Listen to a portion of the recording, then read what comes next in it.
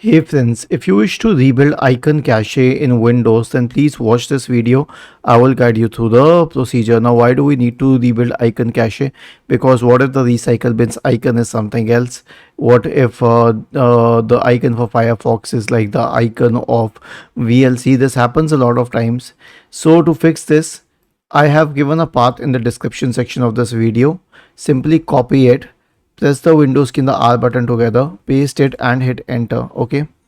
Now you will find a lot of files named icon cache so and so, icon cache 16, icon cache 632. Simply select the ones which are named with icon cache.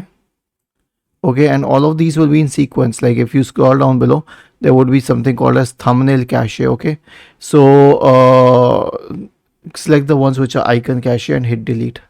Okay, and then click on skip because it will not be able to delete all of them, and do it for all current items and then skip them.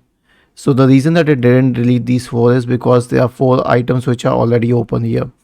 Now if you had to delete thumbnail cache, then go to the same page and there's something called as thumb cache. Select these ones and hit the delete key, and then select do this for all current items and then skip. Done. Was this helpful? If yes, then please subscribe to the channel, and if not, then let us know in the comment section of the video on how we could help you further. Thank you for watching this video and have a nice day.